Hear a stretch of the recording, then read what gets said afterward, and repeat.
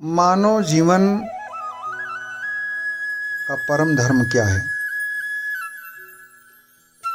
शास्त्र इसका समय समय पर निरूपण करते रहे हैं।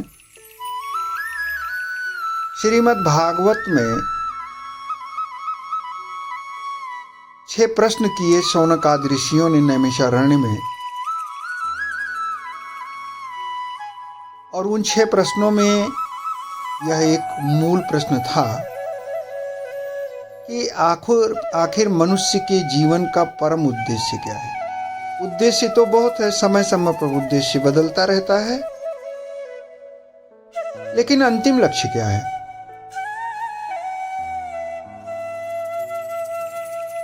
भगवान के अब तक कितने अवतार हुए हैं,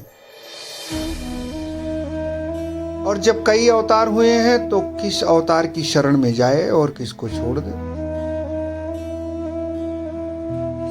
जब अवतार हुआ रहता है तो जैसा अवतारी पुरुष आचरण करते हैं वही धर्म होता है, लेकिन जब वो लीला संवरण कर अपने धाम को लौट जाते हैं तो धर्म किसकी शरण में जाता है? आदि प्रश्नों का उल्लेख श्रीमद् भागवत में है, और सूत जी ने बड़े मार्मिक ढंग से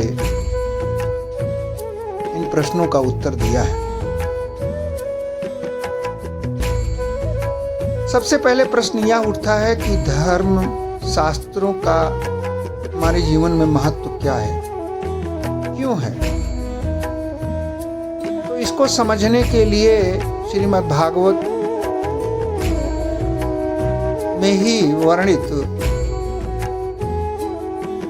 व्यास जी और नारद ऋषि के बीच में हुए संवाद का आश्रय लिया जा सकता है। वर्णन आता है कि एक बार बद्रिक आश्रम में पाराशर नंदन वेद व्यास जी अकेले विराजमान थे, और अचानक देवर्षि नारद का आगमन हुआ। वेद व्यास जी ने उनका बहुत स्वागत सत्कार किया, और स्वागत सत्कार के साथ साथ बैठने का आसन दिया। नारद जी ने आशीर्वचन दिया और पूछा कि पाराशर नंदन, आपके चेहरे पर, आपके मस्तिष्क पर चिंता की लकीरें क्यों हैं? एक सांसारी व्यक्ति के जीवन में चिंता होना स्वाभाविक है। कभी परिवार में बन नहीं रहा है, कभी कोई संपत्ति खो गई है, कभी अपमान हो गया है, कभी मान पद प्रतिष्ठा में ह्रास हो गया है। नाना प्रकार के कारण हैं गृहस्थ जीवन में दुखी होने के, लेकिन एक संत सन्यासी जो सब कुछ छोड़ करके सन्यास आश्रम में है, जिसको ना तो किसी से अपेक्षा है न उपेक्षा है, उसके चेहरे पे चिंता की लकीरें क्यों हैं? तो वेद व्यास जी ने जो बताया वो हम लोगों के लिए बहुत आंख खोलने वाली बात है। वेद व्यास जी कहते हैं, ऋषिवर आपने ठीक पहचाना। बहुत समय पूर्व की बात है। एक बार सरस्वती नदी के तट पर जब मैं अपने ध्यान अवस्था में था तो मेरे विचार में आया कि ये सृष्टि आपस में इतनी विभक्त क्यों है? व्यक्तियों में परस्पर प्रेम और सौहार्द जितना होना चाहिए उतना क्यों नहीं है? लोग संसार में संग्रह करने में इतना क्यों लगे हुए हैं? बिल बांट करके उपभोग क्यों नहीं करना चाहते? वस्तु केंद्र में आ गई है। वस्तु के प्रति जितना प्रेम है उतना व्यक्तियों का आपस में प्रेम नहीं है। व्यक्ति मानो परिधि पर आ गए। होना तो ये चाहिए था कि व्यक्ति परिधि में होता, व्यक्ति केंद्र में होता और वस्तुएं परिधि पर होती, और वस्तुएं परस्पर समभाव से न्यायपूर्ण ढंग से उपभोग में आती। ये सोच करके मैंने वेदों की रचना की, संकलन किया उनको ज्ञान कर्म उपासना कांड में तोड़ा। उनके ऋचाओं को, उनके सूत्रों को समझाने के लिए हमने पुराणों की रचना की, ब्रह्मसूत्र के वाक्य लिखे, महाभारत जैसा ग्रंथ लिखा, उसके अंदर श्री गीता जैसा शास्त्र दिया। सोचा था कि लोग पढ़ेंगे, सुनेंगे और इसको पढ़ सुन करके मनन करेंगे, चिंतन करेंगे तो उनके जीवन की दिशा बदलेगी, गति बदलेगी।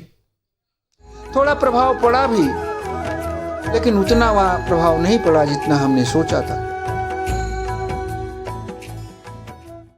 ऋषिवर, ऐसा लगता है कि मेरा पुरुषार्थ उतना सफल नहीं हुआ जितना होना चाहिए।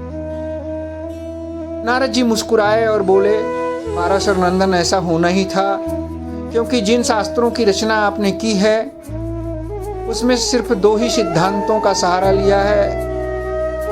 आपने बताए हैं कि कुछ कर्म सत्कर्म हैं जो पुण्य की श्रेणी में आते हैं और पुण्य का फल है सुख, भोग की उपलब्धि होना,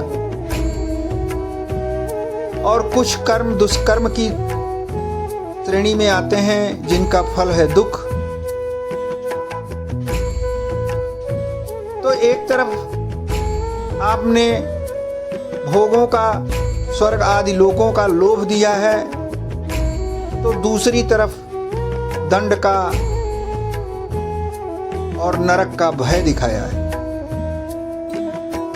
पाराशर नंदन, इस संसार में सारे कार्य ना तो लोभ दे करके कराए जा सकते हैं और ना भय दिखा कर कराए जा सकते हैं। सबसे उच्च वस्तु है स्वभाव। जब तक स्वभाव को ठीक करने वाला, माइंडसेट को बदलने वाला कोई कृत्य ना हो, तब तक समाज में जो अनन्य मनस्कता रह रही है, जो वैमनस्यता भरी हुई है, जो सौहार्द का अभाव है, जो सरसता का अभाव है, वह हर क्षेत्र में, हर जगह परिलक्षित होता रहेगा। इसलिए आप ऐसा शास्त्र की रचना कीजिए जो भगवान के गुण गणों को उभारे, उनके नाम रूप लीला धाम का विस्तृत ढंग से चर्चा करे और उन लीलाओं के द्वारा लोगों का चित्त आकर्षित हो, चित्त द्रवीभूत हो, चित्त में करुणा, दया, क्षमा, धैर्य, सौहार्द, ये सब का भाव जागे, स्वभाव ठीक हो। जगत अपने को, लोगों को खींचता है और जगदीश जिसने जगत को बनाया है वह ज्यादा आकर्षक है। जब संसार इतना सुंदर है तो उसको बनाने वाला कितना सुंदर होगा। उसका रूप माधुर्य कैसा है, उसका शौर्य कैसा है, उसका त्याग कैसा है, उसका करुणा का भाव कैसा है, उसका क्षमा का भाव कैसा है। अगर इसको लोग ध्यान से सुनेंगे, मनन करेंगे, चिंतन करेंगे, तो सहज रूप से उनका स्वभाव बदल जाएगा।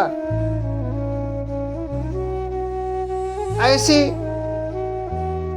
जो आपके इष्ट हैं भगवान कृष्ण, उनके चरित्र को उभारने वाले साहित्य को लिखिए, धर्म ग्रंथ को लिखिए।